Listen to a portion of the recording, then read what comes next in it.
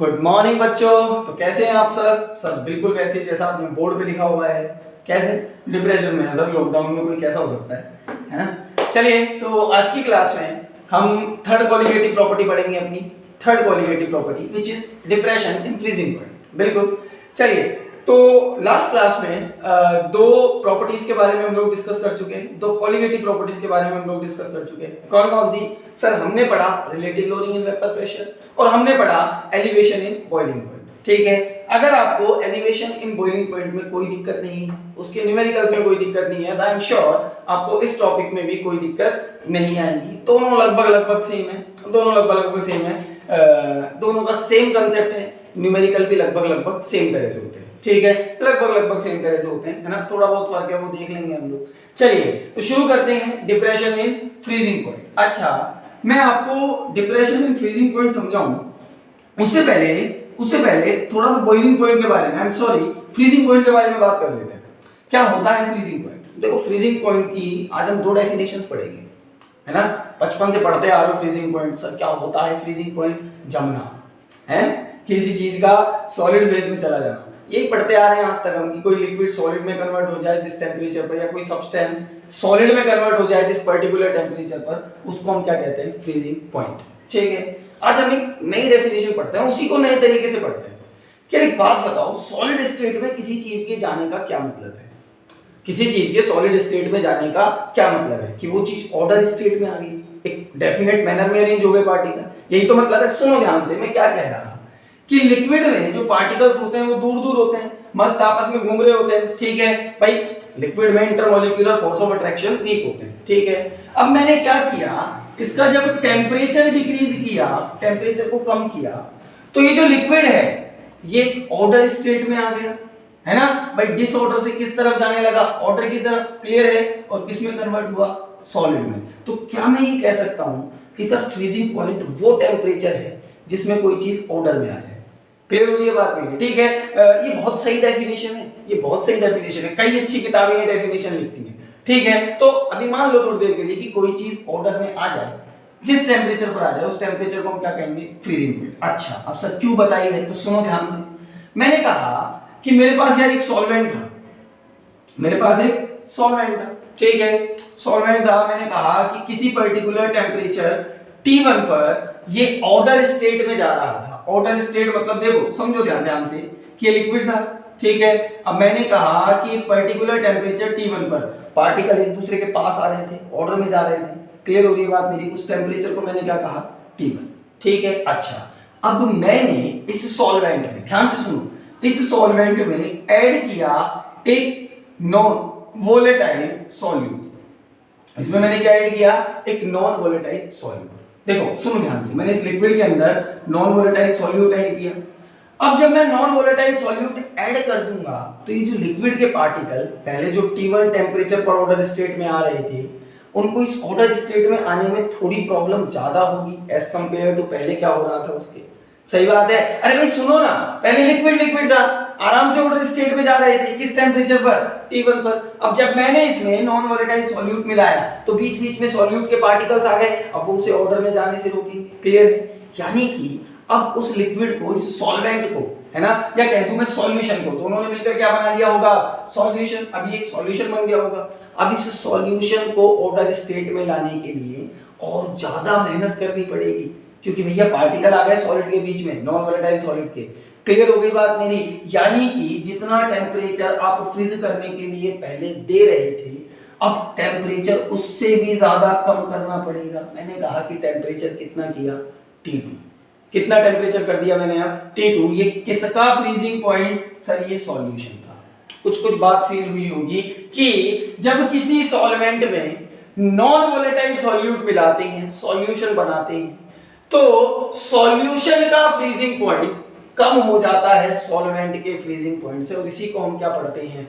Depression in freezing point. कुछ बात समझ में आई? ठीक है, समझ में आई तो बहुत बढ़िया, नहीं आई तो कोई बात नहीं, अभी आ जाएगी। अब ग्राफ बना के समझते हैं, है ना। ये मैंने बता दिया आप लोगों को ताकि कुछ फील आने लग जाए कि भैया फ्रीजिंग पॉइंट क्या होगा, है ना, कि depression in freezing point actually में है क्या। ठीक है, नहीं आया समझ में तो कोई दिक्कत नहीं है, अभी ग्राफ बनाएंगे, मस्त समझ में आ जाएगा। ठीक है, देखो जरा सुनो ध्यान से। मैंने एक ग्राफ बनाया है ना। इस ग्राफ को मैं पहले कई बार बना चुका हूं, मैंने परसों भी बनाया था, कल भी बनाया था, जब भी वो लेक्चर लिया था तब भी मैंने ये ग्राफ बनाया था। किसका? वेपर प्रेशर का। किसके साथ? टेम्परेचर के साथ। वेपर प्रेशर का ग्राफ बना रहा हूं मैं, किसके साथ? टेम्परेचर के साथ। और टेम्परेचर किसमें लेना है? केल्विन में। कोई दिक्कत नहीं है सर, बना दो। पहले मैंने ग्राफ बनाया प्योर सॉल्वेंट का। अरे भाई मेरे पास इनिशियली क्या था? सॉल्वेंट ही तो था, ठीक है, सॉल्वेंट ही तो था मेरे पास। कैसे स्टेट में था? लिक्विड स्टेट में। तो सर वेपर प्रेशर का टेम्परेचर के साथ जब ग्राफ बनाओगे सॉल्वेंट के लिए, तो कल भी बनाया था भाई, कुछ इस तरह आएगा। टेम्परेचर बढ़ाओगे वेपर प्रेशर इंक्रीज होगा, कुछ इस तरह का ग्राफ आएगा, ठीक है।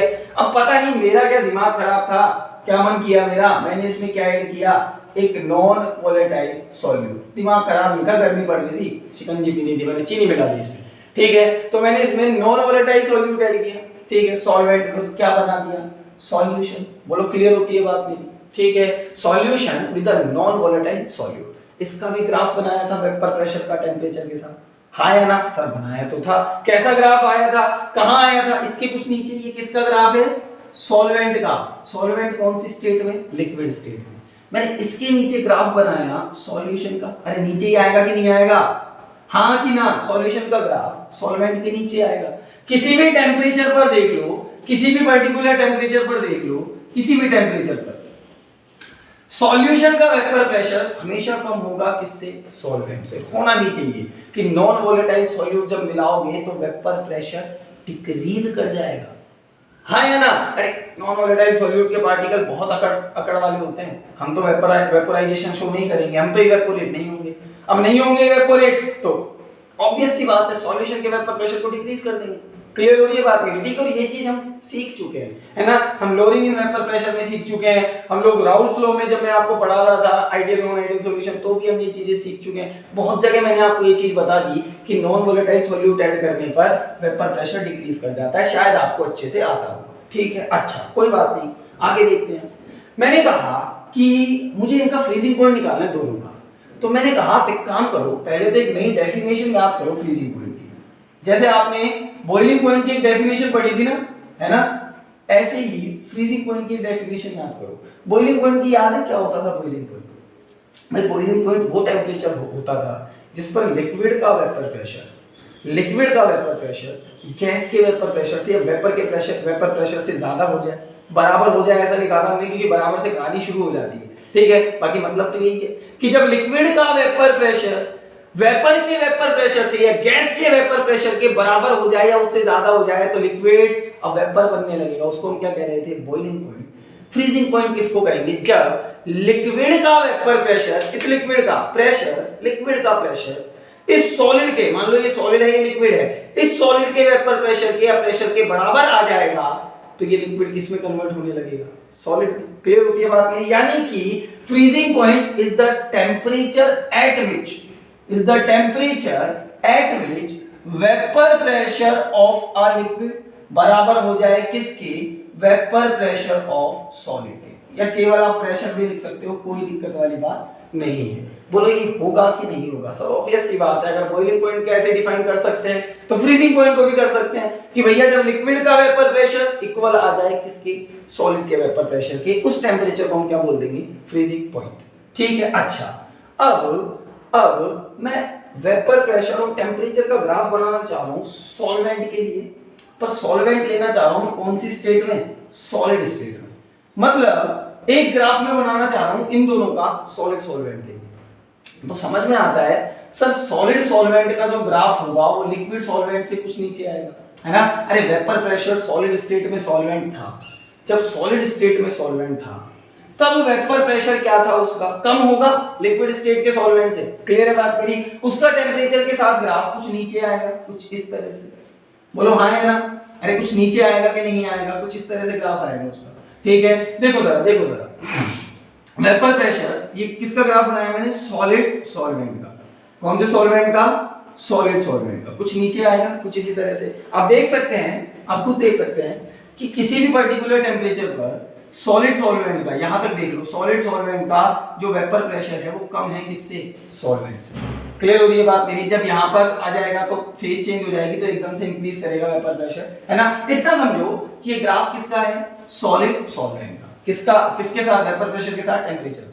क्लियर इतना, बहुत बढ़िया। अच्छा सुनो, डेफिनेशन क्या पढ़ी हम लोगों ने, नई डेफिनेशन क्या पढ़ी फ्रीजिंग पॉइंट की? Sir temperature at which liquid का वेपर प्रेशर सॉलिड के वेपर प्रेशर के बराबर हो जाए। अब ये सॉलिड सॉल्वेंट है, ये लिक्विड सॉल्वेंट है, मुझे बता सकते हो इसका फ्रीजिंग पॉइंट क्या होगा? सर जब इसका वेपर प्रेशर इसके वेपर प्रेशर के बराबर हो जाए, और वो कहाँ हो रहा? सर यहाँ हो रहा, इस टेम्परेचर पर। अरे यही तो हो रहा है ना, दोनों का वेपर प्रेशर सेम इसी पर्टिकुलर पॉइंट पर हो रहा। हमने कहा कि ये टेम्परेचर है TF नोट। क्या ये टेम्परेचर सॉल्वेंट का फ्रीजिंग पॉइंट नहीं है? डेफिनेशन देखो यार, वेपर प्रेशर ऑफ लिक्विड बराबर आ जाए वेपर प्रेशर ऑफ सॉलिड के, इसी टेम्परेचर पर आ रहा। क्या ये टेम्परेचर फ्रीजिंग पॉइंट नहीं है? किसका? प्योर सॉल्वेंट का। Freezing point of pure solvent, बोलो हाँ कि ना? बिल्कुल सर, ये प्योर सॉल्वेंट का फ्रीजिंग पॉइंट है, ये टेम्परेचर सही है। अब मैंने इस प्योर सॉल्वेंट में मिलाया नॉन वोलेटाइल सॉल्यूट, बना दिया सॉल्यूशन। अब सॉल्यूशन का वेपर प्रेशर सॉलिड सॉल्वेंट के बराबर किस टेम्परेचर पर हो रहा? सर इस टेम्परेचर पर। देख लो टेम्परेचर कुछ कम हो गया, देखो इस पर्टिकुलर टेम्परेचर पर हो रहा, इसको मैंने लिखा TF। What is TF? Sir TF is the freezing point, FP लिख रहा हूं केवल इसको, ठीक है, ऑफ सॉल्यूशन। बोलो कोई दिक्कत वाली बात? आपको नजर आ रहा कि जब आपने सॉल्वेंट में नॉन वोलेटाइल सॉल्यूट मिला के सॉल्यूशन बनाया तो TF जो है, या कह दो फ्रीजिंग पॉइंट जो है वो डिक्रीज कर गया। इसी को हम कहते हैं डिप्रेशन इन फ्रीजिंग पॉइंट। बात समझ में आई? और इसको डिनोट किया जाता है डेल्टा TF से।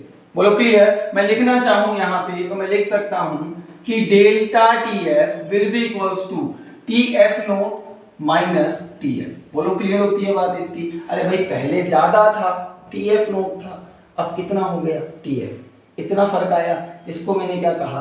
डेल TF, या कह दो डिप्रेशन इन फ्रीजिंग पॉइंट। बोलो क्लियर होती है कहानी इतनी? ठीक है, कोई डाउट यहां तक? मेरे हिसाब से क्लियर हो जाना चाहिए, इतना कुछ भी नहीं है, कल जैसा ही तो है, बस एक ग्राफ और एक्स्ट्रा बना है प्योर सॉल्वेंट का। हमने कहा कि सॉलिड का वेपर प्रेशर लिक्विड के बराबर हो जाए, उस टेम्परेचर को क्या कह दो? फ्रीजिंग पॉइंट कह दो। यहाँ सॉल्वेंट का इस टेम्परेचर पर हो रहा, सॉल्यूशन का इस टेम्परेचर पर हो रहा। नजर आ रहा है कि सॉल्यूशन का जो फ्रीजिंग पॉइंट है वो कम है, किससे? सॉल्वेंट से। हमने कहा depression in freezing point. Clear है बात मेरी? अब सर कॉलीगेटिव प्रॉपर्टी है, ये कैसे पता?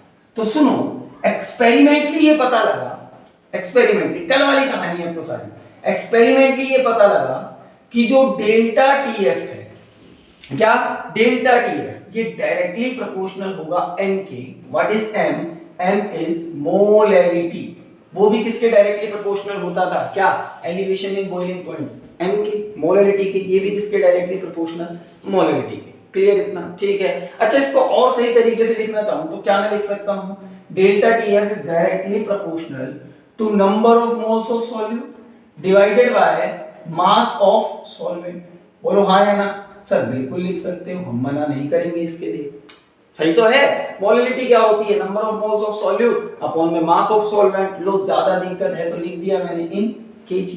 बोलो क्लियर बात मेरी? यहां से पता लग रहा कि sir delta TF is directly proportional to number of moles of solute. मतलब सर डेल्टा TF जो होगा, या डिप्रेशन इन फ्रीजिंग पॉइंट जो होगा, वो भी सॉल्यूट के पार्टिकल्स पर डिपेंड करेगा। सही बात है?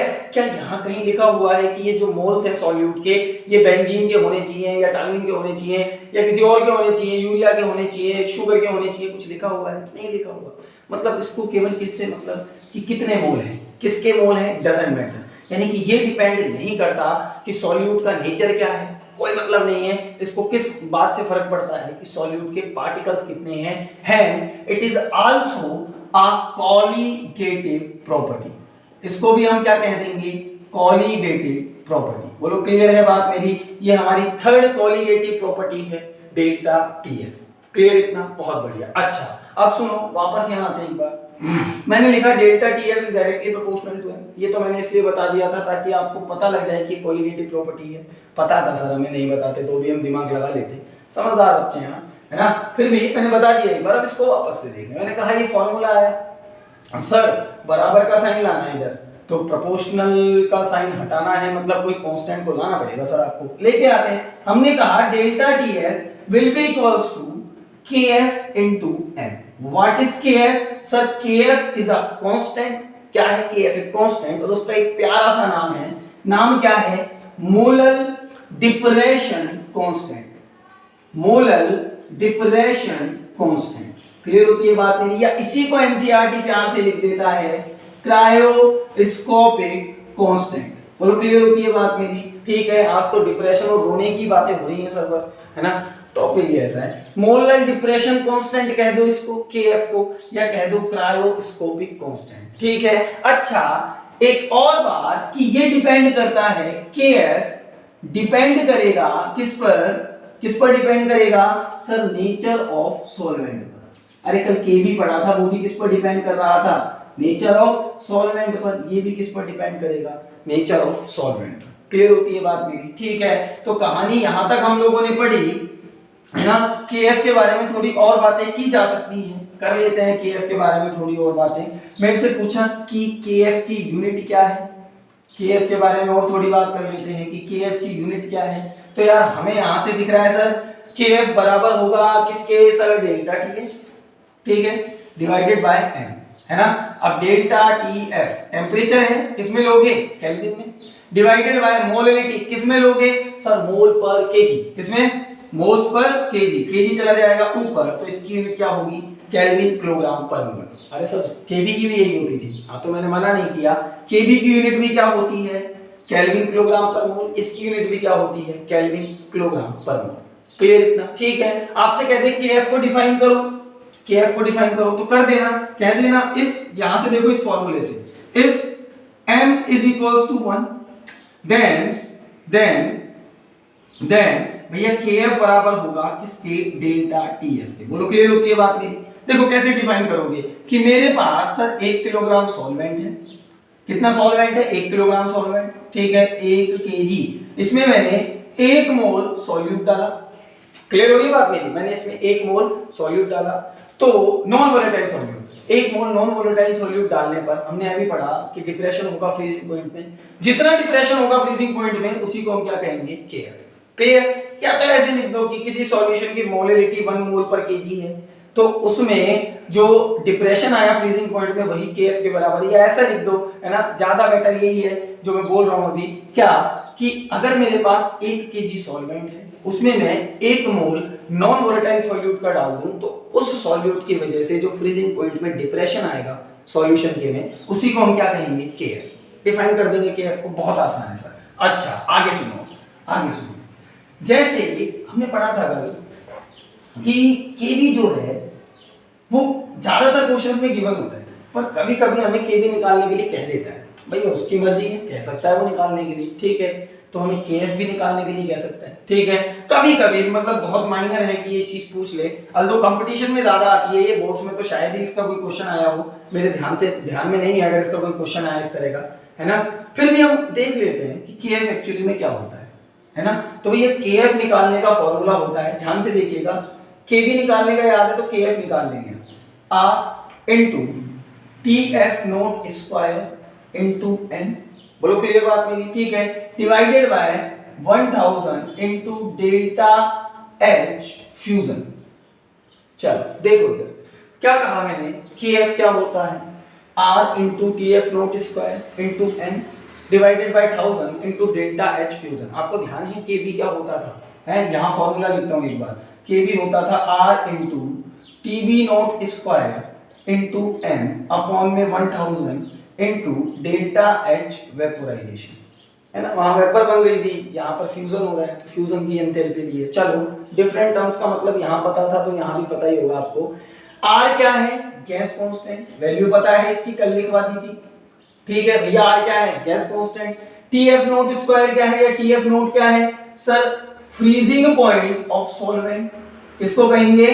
Freezing point of solvent, pure solvent in liquid state. Clear होती है बात मेरी? n क्या है सर? मोलर मास, अरे कल वाली ही चीजें हैं, मोलर मास ऑफ सॉल्वेंट। बोलो क्लियर है बात मेरी? ठीक है। और डेल्टा एच फ्यूजन क्या है?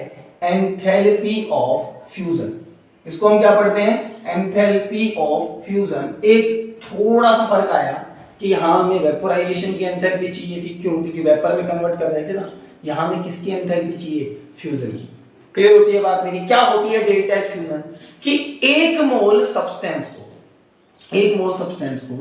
लिक्विड में कन्वर्ट करने के लिए, सॉलिड से लिक्विड में कन्वर्ट करने के लिए जो एनर्जी देनी पड़े, जो हीट देनी पड़े, उसको हम क्या कहेंगे, एंथैल्पी ऑफ फ्यूजन। कितने मोल सब्सटेंस को, एक मोल सब्सटेंस को। क्लियर है बात मेरी, ठीक है। कई बार ऐसा करेगा, आपको डेल्टा एल फ्यूजन दे देगा, लेटेंट हीट ऑफ फ्यूजन। ये क्या होती है, enthalpy of fusion for 1 gram of substance, ठीक है, 1 ग्राम ऑफ सब्सटेंस। और ये किसके लिए होती है, enthalpy of fusion 1 mole of substance. बोलो क्लियर होती है बात मेरी, ठीक है। तो यहां से आप ये भी समझ गए होंगे कि आपको अगर लेटेंट हीट दे तो आप उसको मोलर मास से मल्टीप्लाई करके एंथैल्पी ऑफ फ्यूजन निकाल देंगे, यहां रख देंगे। अरे हाँ या ना, जस्ट इमेजिन वाटर की बात कर रहे हैं, सॉल्वेंट है वाटर, वो कह रहा है कि इसके लिए latent heat of fusion x है। कितनी है, x, ठीक है। बताओ उसके लिए kf की वैल्यू क्या होगी। अब आपको r पता है, tf नोट कितना होता है वाटर के लिए, 100 डिग्री सेंटीग्रेड केल्विन में रखना है। किस में रखना है, यहाँ पे गलती मत कर देना ये वाली, केल्विन में रखना है, ठीक है। तो 373.15 केल्विन, मोलर मास 18 होता है, और आपसे कहा है कि x क्या है, लेटेंट हीट ऑफ फ्यूजन। तो x को भी मल्टीप्लाई कर दो किससे, 18 से। भाई ये 1 ग्राम के लिए है, आपको 1 मोल के लिए निकालनी है, तो मोलर मास से मल्टीप्लाई कर दोगे x into 18, तो यहां रख दोगे x into 18। कर लेंगे ना इस तरह के सवाल। चलिए, तो ये kf था, इस तरह से आप kf कैलकुलेट कर सकते हो। क्लियर होता है इतना, अच्छा। अब आपको क्या करना है, आपको इसको एक बार एनसीईआरटी में से पढ़ना है अच्छे तरीके से, ठीक है। फिर इसके बाद आपको HW के अंदर एग्जांपल करने हैं, कौन कौन से, 2.9 और 2.10। कहां से, एनसीईआरटी से, ठीक है। एग्जांपल करने हैं, एग्जांपल 2.9 और 2.10 एनसीईआरटी से। क्लियर होती है बात इतनी, ठीक है। तो चलिए आज की क्लास में इतना ही देखेंगे, कल मैं इसके कुछ न्यूमेरिकल्स, कुछ अच्छे न्यूमेरिकल्स करवा दूंगा। अल्दो ना इनके कोलिगेटिव प्रॉपर्टी के बहुत अच्छे न्यूमेरिकल्स आप तब पढ़ोगे, तब करोगे जब आप वन टाफ फैक्टर पढ़ोगे, है ना। वन टाफ फैक्टर में तो एकदम मजा आ जाएगा, है ना, कि इसके जब अच्छे अच्छे न्यूमेरिकल्स आएंगे, है ना। पर ये चीज आना जरूरी है वहां पहुंचने के लिए। क्लियर है। और इसके न्यूमेरिकल्स भी कुछ अच्छे न्यूमेरिकल्स बनते हैं, वो मैं कल की क्लास में करा दूंगा। आपको ये 2 क्वेश्चन खुद से ट्राई करने हैं, और आई एम श्योर आप इन दोनों क्वेश्चंस को खुद से कर लेंगे। याद क्या रखना है, याद रखना है कि सर, बिठा दिया मैंने, याद रखना है कि भैया डेल्टा टीएफ बराबर होगा किसके, KF into MK, where M is the molality, KF is the molar depression constant, और you can say cryoscopic constant. ना दे केएफ तो ये देगा, ये नहीं देगा तो ये देगा, कुछ तो देगा, डेटा तो देना पड़ेगा, न्यूमेरिकल करवाना है तो उसको, है ना, तो निकाल लेंगे केएफ, कर लेंगे काम अपना। क्लियर होती है बात मेरी, ठीक है। तो इस तरह के क्वेश्चंस आप लोग कर सकते हैं आराम से, है ना। एनसीईआरटी में से जरूर पढ़ लें एक बार इतना ये चैप्टर, जितना मैंने करा दिया है, और कोई भी डाउट हो तो आप उसे पूछ लें, ठीक है। Thank you.